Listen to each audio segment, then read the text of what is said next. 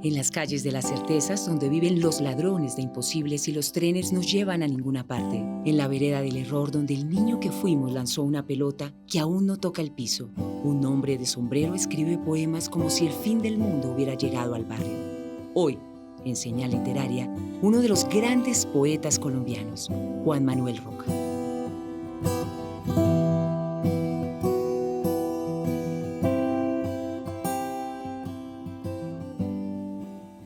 Bienvenidos una vez más a Señal Literaria. El día de hoy nos acompaña aquí en la casa un invitado de lujo, uno de los grandes poetas de la literatura colombiana, Premio de Casa de las Américas de Cuba, Premio Nacional de Poesía Eduardo Cotelamos. Les hablo del gran Juan Manuel Roca. ¿Cómo estás, Juan Manuel? Bienvenido a Señal Literaria. Muy bien, muchas gracias. Me agrada mucho estar en una señal literaria más. Gracias a ti, Juan Manuel, y es un honor de que tú nos acompañes, un poeta tan consolidado y con tanto trabajo, tantos años escribiendo. Muchas gracias. Juan Manuel, a mí me gustaría que comenzáramos hablando de este libro tan bonito, tan particular, no, que tú has dicho que es quizás tu libro más querido, Las hipótesis de nadie. Te lo pregunto también porque sé que en algún momento dijiste que la vida parece como un paréntesis en torno al cual hay dos grandes nadas. ¿Cómo son esas ideas y qué nos puedes contar de la construcción de ese libro, Las hipótesis de nadie? Bueno, pues lo primero que tengo que decir es que sí, yo creo que somos un paréntesis entre dos nadas, la nada de antes de nacer y la nada después de morir. Por eso creo, y en un asunto literario como este, que los que nos dedicamos a la palabra, al lenguaje escrito, intentamos habitar esas dos nadas con poesía, con lirismo, con filosofía, con aproximación a través del lenguaje a un mundo tan convulso y tan terrible como el que vivimos. Y pienso siempre en Nabokov, Vladimir Nabokov, a quien tengo dedicado un poema, que dice que la literatura no nació cuando un muchacho de un valle del Neandertal llegó gritando un lobo, y detrás venía un lobo, sino que ese muchacho llegó gritando un lobo, y detrás nadie venía. Yo digo que nadie desde entonces es un fantasma que recorre los poemas y que tiene una tradición anterior. Nadie es el Ulises de Joyce. Y esos nadies conforman eso que somos, la corriente, la vertiente vital del mundo que nos conduce de una nada a la nada. Por eso mi libro se llama así, Las hipótesis de nadie. Y son poemas alrededor de ese personaje que me ejerce tanta fascinación por su fantasmalidad y porque permite la libertad de la imaginación. Imaginar es crear imágenes y nada más potente que la imagen de algo tan poco perceptible como es nadie, pero que cohabita con nosotros 24 horas al día. Eso está tremendo, Juan Manuel. Qué bonito eso que comentas. Bueno, a propósito del oficio poético, Juan Manuel, yo quería citarte una frase de Max Benz, que es: poesía es cuando dos palabras se encuentran por primera vez.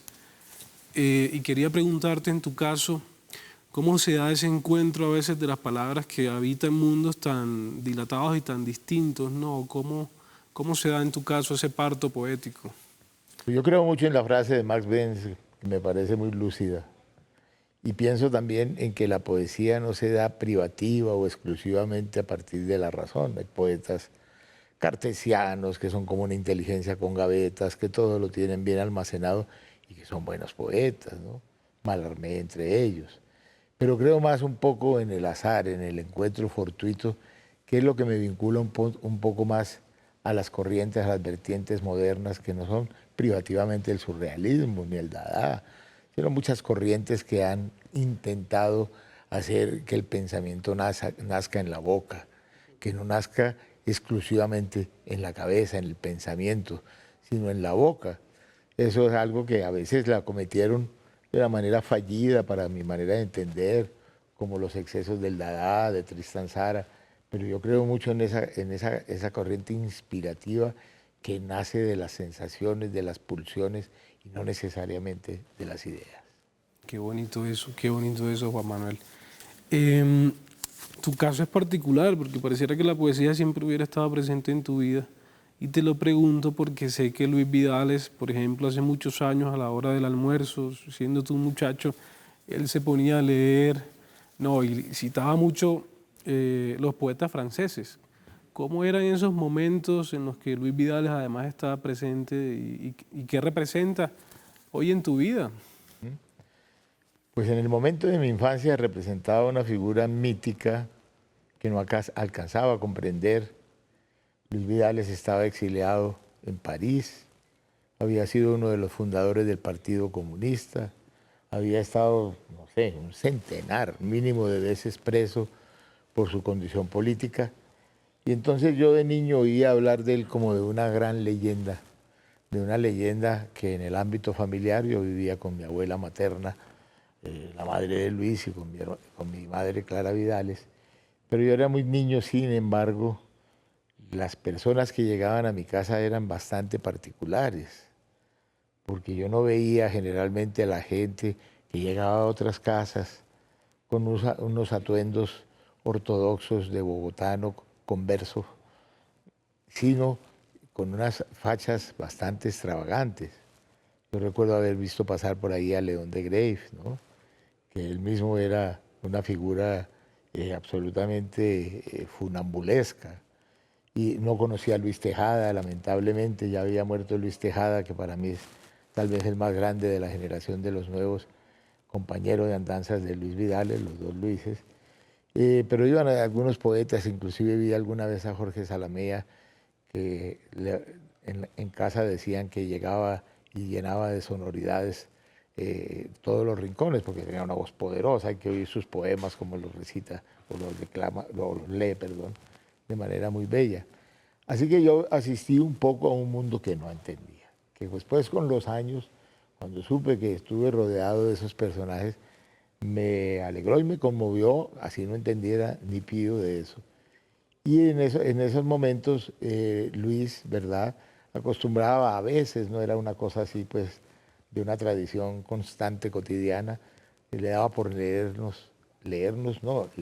porque yo era un colado, pues siendo un niño, al resto de mi familia, sobre todo a mi madre y a mi abuela, poemas de poetas franceses que él amaba mucho. Yo recuerdo que después, ya yo en mi adolescencia, le pregunté si se acordaba, yo no me acordaba qué poetas eran, y me mencionó a François Villon, el poeta ladrón, pilluelo y maravilloso, que después lo leí y entendí mucho de las cosas, por cuál podría, a lo mejor ahora me refutaría Vidales, porque él lo admiraba, ¿no?, por esa concepción también como a contravía y enemigo de la propiedad privada, un ladronzuelo. Claro.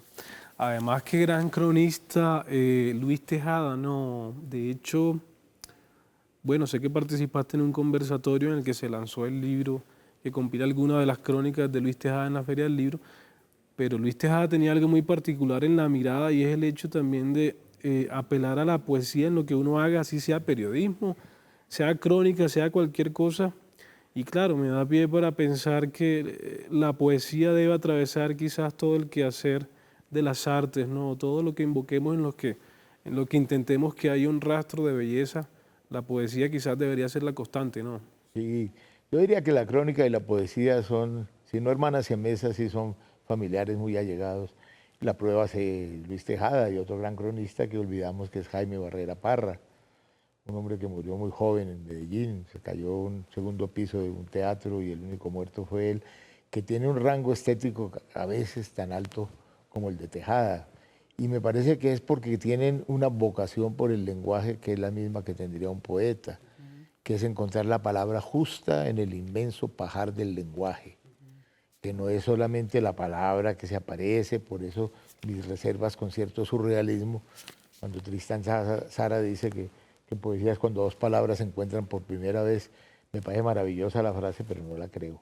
En cambio, esa cosa que tiene la crónica y la crónica literaria en Luis Tejada, que realmente él habla de una corbata, habla de un sapo, habla de un perro, y realmente la esencia del lenguaje es eminentemente lírica, eminentemente poética, sin perder el trasunto periodístico. Ajá. Una gran lección para mí. Además, Juan Manuel, que yo sé que tú trabajaste algunos años en el Dominical del Espectador, que dicho sea de paso, pues es un dominical que ha sido realmente importante para las letras colombianas. El mismo García Márquez tuvo, Claro. cierto. Y bueno, tú trabajaste ahí con Marisol Cano, ¿cierto? ¿Cómo no? ¿Cómo no? Tuve la suerte de trabajar con Marisol Cano. Claro. una persona muy abierta, muy intuitiva, muy conocedora y sobre todo de una gran generosidad y de una gran amplitud, que nunca jerarquizó las posiciones en el magazine, que siempre fueron recibidos gentes de muchas orillas, estéticas, inclusive políticas, pero que realmente nos dio una lección de cómo hacer periodismo y lo ejecutamos. Yo durante 13, 14 años estuve trabajando en el magazine. Al final tuve un periodo breve de dirigirlo, pero realmente lo importante ahí no era dirigir o codirigir, sino participar, porque era un suplemento realmente esplendoroso. Ahora que se sacaron hace unos años 3 tomos del magazine en la Universidad de Antioquia, 3 libros, realmente uno los vuelve a leer y se da cuenta que desde la fundación del Espectador por don Fidel Cano en Medellín y el traslado de Medellín acá, que había escritores de la montaña extraordinarios como Ciro Mendía, como León de Grave, bueno, como Perfidio Barbajacó. Perfidio. Realmente ahí había un clima para la literatura que es un tesoro que tenemos. Claro.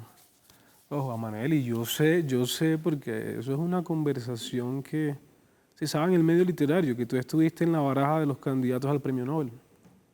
Pues eso, me han llegado con ese rumor y yo creo que hay una equivocación, debe ser del premio Nobel, uno que da galletas Nobel. Bueno, hay algo que yo te quiero preguntar y es, tu papá en algún momento de la vida dijo que te patrocinaba 2 años de lectura. Y él era muy amigo además de ese gran librero que iba contracorriente, ¿no? Un hombre que le gustaba contradecir, Alberto Aguirre. ¿Cómo fue ese momento en tu vida que tu papá prácticamente, pues que a uno le digan eso como escritor, marca un derrotero, ¿no? Sí, sí. Yo tengo una enorme gratitud con ese hecho. Mi padre, que era al revés de la ideología de Luis Vidal, es un hombre de izquierda. Mi padre era un hombre de derecha, pero conmovedoramente libertario en muchas cosas. Cuando yo dejo la universidad y digo que yo lo que quiero es escribir y que quizá la universidad no sea el sitio propicio para eso, pues él se va donde su amigo Alberto Aguirre, con quien tenía a veces unas publicaciones de un pequeño periódico que estaban haciendo y que creo que nunca terminaron de hacerlo. Y llegó a ser como una especie de canje con Alberto, el gran librero de Medellín. Y es que eligió mi padre una caja de libros, me acuerdo de Henry Miller, de cosas muy, muy avanzadas y muy raras, que quizás leían los de la generación anterior mía, que tenían mayor, unos no muchos años más, que eran los nadaístas, y me llevó esos libros y me dijo una lección tremenda, elemental y bella, que es que para escribir se necesita leer, y que él con un chiste que repetía y que a mí me hacía siempre gracia, y que yo realmente de los 3 mosqueteros no había leído sino 2.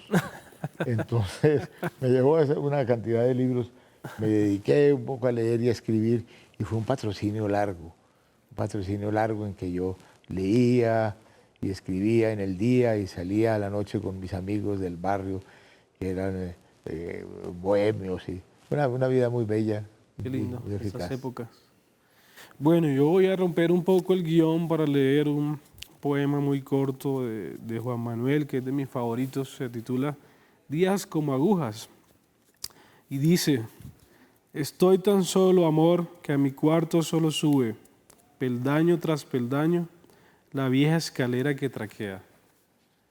Y este poema, Juan Manuel, me hace pensar en el vocabulario, que prácticamente es como un libro de definiciones del mundo a partir de cosas que tú has dicho. Y este poema coincide mucho con la definición de soledad, ¿no? Así. Sí, fíjate que hay un nexo ahí, hay un lenguaje anfibio entre, digamos, el poema breve, sin llegar, digamos, a hacer un haiku, que no soy muy hincha del haiku, más bien un epigrama así, y realmente esa fuente de escritura de poema breve, del ascetismo del lenguaje, a mí me ha interesado mucho. Así como he escrito poemas de una extensión más o menos, nunca muy largos, aunque tengo uno reciente que se titula El pobre diablo, que sí tiene una cierta extensión, pero lo que me dices es muy cierto, es muy cercano pues a al relato breve, ¿no? Pienso en algunas cosas bellas de Kafka de ese orden. En el caso nuestro pienso en autores como el cierto ascetismo del lenguaje, ojalá no me comparo con él, de Juan Rulfo. Uf, Y de algunos autores que tienen ese don de la síntesis, de la economía del lenguaje, aunque la palabra economía no sea muy poética. gran escritor Rulfo. Oh, extraordinario. Esto encuentro con el anarquismo y que claro, tiene que ver además con un libro que está escrito con Iván Darío Álvarez, que es el Diccionario Anarquista de Emergencia. ¿Cómo se hace encuentro tuyo con el anarquismo? Y además que yo sé que tú en algún momento dijiste que te llamaba la atención personajes un poco sui generis de la política que representaban una tercera orilla, una tercera opción, una tercera vía, como Jaime Bateman Cayón. Pues a mí el anarquismo se me fue dando lentamente, superando, digamos, la conspiración de muchos sectores que son muy ortodoxos y que lo ven como una cosa que no tiene una disciplina manifiesta tan clara como los manifiestos de la izquierda, y el anarquismo es profundamente de izquierda. Pero me di cuenta que en relación con el arte, y no solo porque grandes artistas hubieran hecho guiños al anarquismo, como Kafka, entre otros, como Wilde, ¿será? ¿Ah? Wilde, Oscar Wilde. y también Oscar Wilde. Cierto. Sí, no, muchos realmente. Me fui encontrando con esa beta de grandes creadores en las artes que tienen también como recurso el pensamiento libertario. Y entonces me di cuenta que poco a poco lo que yo iba escribiendo, sin que fuera una cosa mediatizada por un proyecto y un manifiesto, se me fue dando así, ¿no? Y fui descubriendo grandes escritores y grandes poetas, ¿no? que vienen de esa orilla, que me parece que es una orilla muy libre y que ahora precisamente en esta época, en estos tiempos en que está tan fracturado todo el pensamiento político, hay un renacimiento muy grande y hay en todo el mundo una preocupación en muchas de las juventudes y en muchos de los intelectuales alrededor del pensamiento ágrata. Tremendo eso, Juan Manuel, tremendo eso. Bueno, yo te quiero proponer un retroceso bastante amplio en el tiempo, hasta tu infancia. Una ocasión en la que tus padres te llevan al ferrocarril y ese viaje en el ferrocarril detona otras cosas en tu vida, ¿no? O sea, habla de una impresión por un acto de magia y el mismo hecho de transitar en el ferrocarril. Quiero preguntarte por ese momento que con el tiempo tú lo comparas con la revelación que te da la misma poesía, ¿cierto? Como un asombro. Sí, prácticamente eso.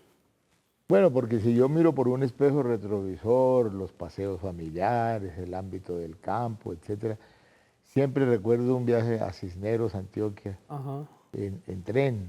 sí. La impresión de ver esos paisajes, caramba, tan vívidos y tan extraordinarios en el tren, y el mismo conducto del tren. Y después porque también a partir de la literatura, y no solo de la literatura, también del cine, como trenes rigurosamente vigilados, en fin, se me apareció el tren como un vehículo realmente extraordinario y maravilloso, cosa que duele mucho decirlo en un país que le ha dado la espalda precisamente al mundo ferroviario, que parece que hay muchos intereses serios ahora por revivirlo. Y el tren siempre me fascinó. En los libros donde encontraba un tren, yo me trepaba. En los libros donde yo encontraba el humo de una locomotora, yo lo perseguía. Es decir, es un tema que ha sido recurrente de una manera innata y no tan programática como para decir es por esto o por esto, Ajá, por muchos claro. motivos. Sí, sí, sí. Además que en tu obra hay algunos motivos recurrentes, por ejemplo, la belleza de los caballos. El caballo como un animal bastante simbólico en tu obra ha estado presente. Sí. Yo creo que es el animal más armónico que hay sobre la tierra, ¿no? Mm. Y bueno, no en balde, grandes de las piezas escultóricas del mundo están dirigidas desde las formas de los caballos, los poemas también. Claro. Un animal muy noble, muy bello. Por muchos años, Juan Manuel, pareció que Colombia era un tren que iba hacia ninguna parte, ¿no? Un tren descarrilado. Sí, sí, sí. Bueno, yo te quiero preguntar por un poema tuyo, Testigos de Sombras, porque se equipara un poco la magia a la literatura y a la poesía, ¿no? ¿Cierto? Se dice que los magos son lectores de sombras y en el último testimonio que se invoca se dice que Luis Vidales recuerda que el gato y la sombra son dos gatos en realidad. Sí, es una alusión, un guiño a un poema de Vidales que se llama Los dos gatos, ¿no? Sí. Que digamos que el gato es un animal tan misterioso, que eso de las 7 vidas, pues no sé quién las habrá contabilizado, si hay un contabilista de sombras y de sueños a partir de un animal tan misterioso como es el gato. Y que realmente quise hacerle un homenaje a ese animal que me parece tan extraordinario. Yo no he sido pues de mascotas y solamente tuve gatos en algún momento de mi adolescencia. Bueno, y un perro cuando vivimos en México, un perro que salió de una casa donde estuvimos en una reunión y se fue detrás de nosotros. Y lo sacamos y al otro día estaba ahí y se quedó en casa y una amiga mexicana le puso el nombre de Solovino, porque vino solo y eso es un nombre que hay mucho para los perros en México, el Solovino, porque tienen esa costumbre, o bueno, eso me dijeron y eso correspondió. Pero para mí el gato ha sido un animal emblemático como el caballo. Juan Manuel, hablemos de Rulfo. En Cartas a Ningen hay un mensaje polizón, ¿cierto? El mensaje que le envías a Rulfo. ¿Qué nos puedes decir de eso y por qué la importancia de Rulfo para ti? Pues para mí Rolfo es importante porque la lección que nos da de la narrativa desde un ascetismo del lenguaje, que no necesita una verbalidad, una verbalización excesiva, que todo está dado por una poética que es una poética que no es privativamente del lenguaje, sino de las atmósferas que logra construir. Porque Rolfo realmente, con una obra tan breve, uno no acaba de terminar de leerla, cuando muchos nos prodigamos tanto para intentar crear un mundo, él lo crea de una manera tan maravillosa, no solamente en Pedro Páramo, sino en sus cuentos. Para mí Rulfo además es un gran pintor, un hombre que tiene una capacidad de la imago, de la imagen, como pocos, y que me parece que es un revelador de nuestra alma, que la pone a la intemperie no de una manera costumbrista, que podría ser el peligro en el que hubiera podido caer, porque son en realidad cuadros de costumbres, pero no son costumbristas. Son el alma del pueblo mexicano, que uno lo lee y tiene la propiedad de transgredir fronteras y hacerlo sentir a uno de esa misma nacionalidad, de ese mismo territorio mágico y elusivo que es Comala. Quizás otro gran poeta en narrativa, Juan Carlos Onetti. Bueno, Juan Manuel, para ir cerrando, yo sé que tú eres un gran conocedor del arte. Por muchos años fuiste prácticamente la cabeza de un proyecto artístico aquí en Bogotá, Galerías de Arte. Eres un gran conocedor de la pintura, artistas de toda época. Y también me lleva un poco a pensar en tu fascinación por los cementerios, porque hay crónicas, tú además de gran poeta, eres un cronista, también tienes cuentos, novelas. Pero las crónicas de los cementerios, Juan Manuel, hay crónicas, hay una crónica en La Habana, otra en el cementerio de París, en las que tú haces un recorrido y, por ejemplo, hablas de Lezama Lima, o sea, como que esos recorridos por los cementerios sirven para que nos cuentes un poco los personajes que yacen ahí, que fueron importantes en tu propia vida y que te los fuiste encontrando en ese recorrido. Sí, yo tengo 2 crónicas, una sobre el cementerio de Père Lachaise de París, que es el sitio que me paraliza a mí, los franceses me odiarán, que se van a preocupar, ellos tienen muchos problemas para odiarlo a uno por decir que lo que más me gusta de París es su cementerio, donde hay mucha vida acumulada a pesar de que estén enterrados. Está la estatua maravillosa de Oscar Wilde, que uno lo ve rodeado siempre de jóvenes, casi siempre gays que van a ver al gran maestro. Tantas otras bellas tumbas y esculturas. Realmente uno es un paseo por la historia que lo hace no de una manera enciclopédica, ¿no? Y que aquí está enterrado fulano y fulano, y sino que realmente hay una cosa de una vivacidad de la muerte muy rara. Y en Cuba, en el cementerio de Colón también, ¿no? Está Lezama, y donde hay tantos escritores y toda esta cosa, es maravilloso. Y es que hay un diálogo de lo que uno ha leído o ha intuido o ha imaginado de los escritores y el sitio donde lamentablemente reposan, ¿no? Así que le permite a uno unas crónicas también conflictivas, ¿no?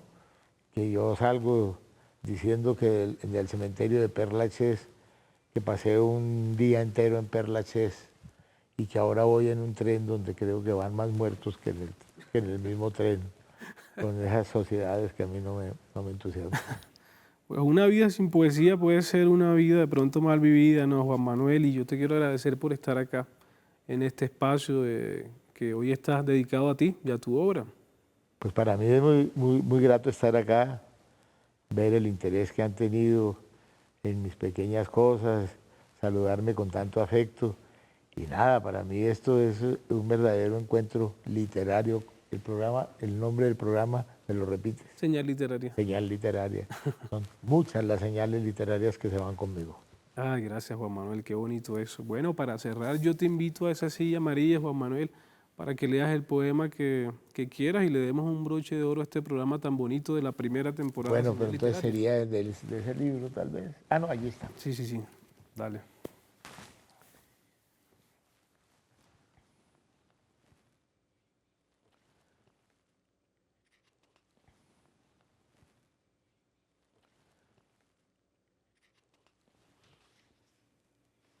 Voy a leer uno que se llama Poema invadido por romanos. Los romanos eran maliciosos. Llenaron Europa de ruinas confabulados con el tiempo. Les interesaba el futuro, las huellas más que las pisadas. Los romanos, Casandra, eran mañosos. No fraguaron el acueducto de Segovia como un ducto de agua y de luz. Lo pensaron como vestigio, como un absorto pasado. Sembraron de edificios roñosos Europa, de estatuas acéfalas engullidas por la gloria de Roma. No hicieron el Coliseo para que los tigres devoraran a su antojo a los cristianos tan poco apetecibles, ni para ver ensartadas como entremeses del infierno a las huestes de Espartaco. Pensaron su ruina, una ruina proporcional a la sombra mordida del sol que agoniza. Mi amigo Dino Campana pudo haber saltado a la yugular de uno de sus dioses de mármol. Los romanos dan mucho en qué pensar. Por ejemplo, en un caballo de bronce de la Piazza Bianca. Al momento de restaurarlo, al asomarse a su boca abierta, encontraron en el vientre esqueletos de palomas. Como tu amor, que se vuelve ruina mientras más lo construyo. El tiempo es romano.